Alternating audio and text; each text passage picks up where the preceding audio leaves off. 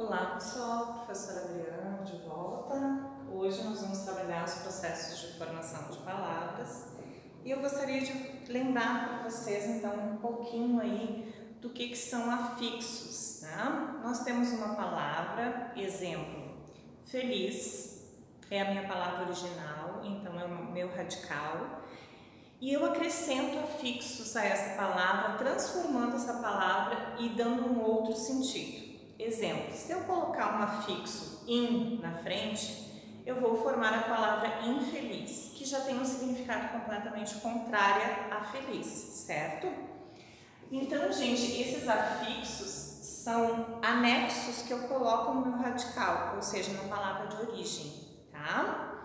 Então, lembrando para vocês então, o processo de derivação, ele é formado por 6 processos, tá?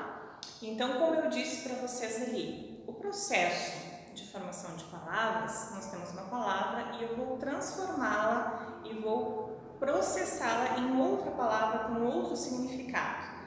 Então, gente, quando eu tenho um processo de derivação prefixal, eu vou colocar, ó, pré, antes, né? Então, eu vou colocar um prefixo antes do meu radical e eu vou transformar essa palavra. Como eu disse para vocês, feliz, infeliz. Antes da palavra, então, eu estou colocando o meu prefixo. O sufixo, gente, ele vem depois da palavra, ou seja, se eu tenho a palavra feliz, eu posso colocar lá no final dele mente. Então, eu vou ter felizmente. Felizmente, ela veio à festa. Então, graças a Deus, né? Felizmente, ela veio à festa. Então, aqui, gente, nós temos um processo de derivação sufixal. O nosso terceiro processo de derivação é quando ocorre a derivação prefixal e a sufixal na mesma palavra. Eu posso colocar primeiro o prefixo, depois o sufixo, eu posso tirar um, posso tirar outro, a palavra vai continuar com significado. Então, eu tenho aqui, infelizmente. Bom, o in vem na frente do feliz, o mente vem depois do feliz e eu transformei essa palavra. Então, aí eu tenho um processo de derivação prefixal e sufixal.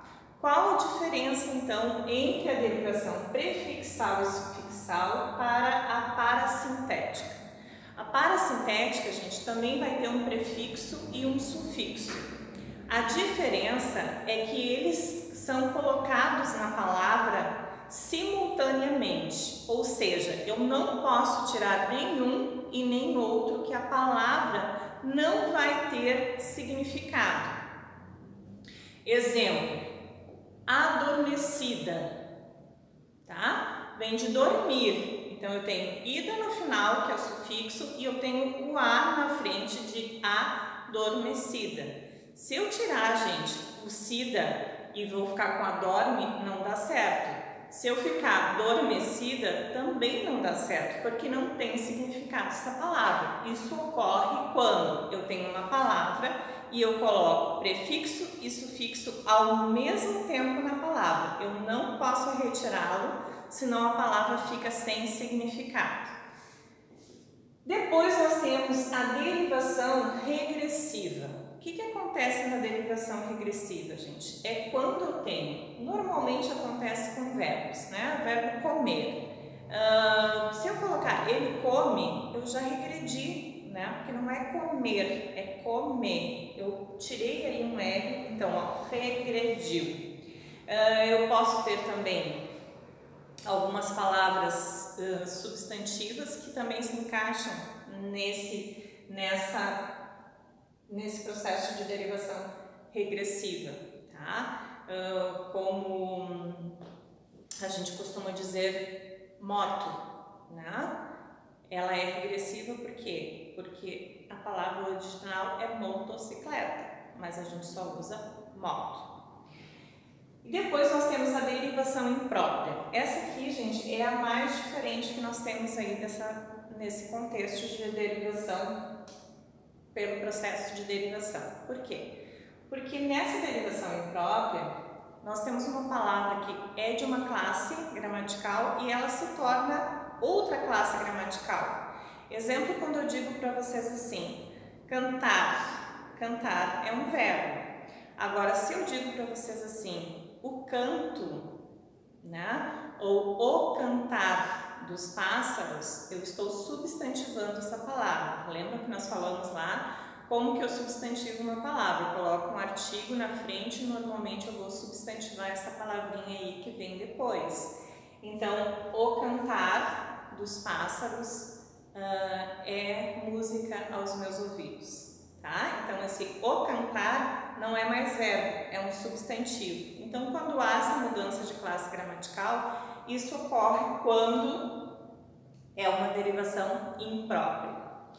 E um outro processo mais utilizado na língua portuguesa, além da derivação, é o processo de composição. Esse processo de composição é formado por dois processos, justaposição e aglutinação. A justaposição, gente, nada mais é do que eu pegar uma palavra, colocar junto a outra palavra e dar um outro significado. Então, eu tenho pé, o que nós temos lá embaixo, né? Pé. E eu tenho uma cabra, aquele animalzinho, né? Que às vezes alguns acham bonitinho, alguns feinho, mas é a cabra. Pego essas duas palavras e junto. Quando eu uno elas, eu tenho pé de cabra, ou seja, eu mudei o significado automaticamente dessa palavra quando eu uni essas duas palavras através de uma preposição. Então, pé de cabra. Então, aqui, gente, eu tenho um processo de justaposição, onde a palavra não perde nada, tá? Ela só é colocada uma ao lado da outra, com uma preposição no meio, mas ela não perde nenhuma sílaba e nenhuma vogal. Já na aglutinação, gente, é como se eu fizesse assim na palavra. Então, olha a palavra que eu tenho aqui, água ardente, né? Vou pegar a palavra água mais ardente e vou uni-las. Água ardente vai perder um A, não tem como eu escrevê-la juntamente com dois As ao mesmo tempo. Então, quando há essa perda ou de uma letra ou de sílaba, gente, a gente diz que esse processo de composição é por aglutinação, certinho?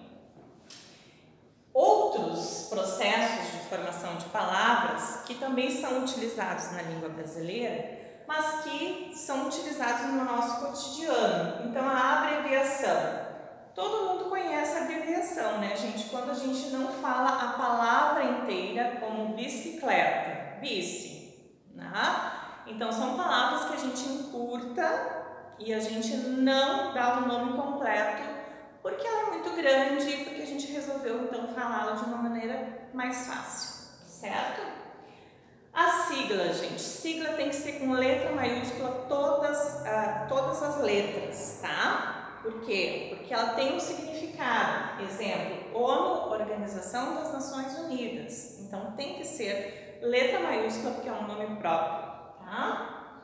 E a onomatopeia, o nosso último processo de formação de palavras, é quando a palavra imita sons, né? Exemplo, atim, né? Que é muito hoje em dia, né? As pessoas querem fugir desse atim, mas quando a gente escreve, ela está exatamente identificando o som que a gente faz quando a gente espirra, né? Então, todos os sons que a gente imita, os sons de animais, os sons de cortar algo, quando a gente escreve rec, é porque a gente está querendo transmitir um som a alguém, tá? Então, esse processo se chama onomatopeia. Espero que a gente tenha entendido o conteúdo de hoje. As atividades todas estão aí, né? Mas que a gente possa, então, ter aí um entendimento desses processos de formação de palavras, ok? Até mais, uma boa semana.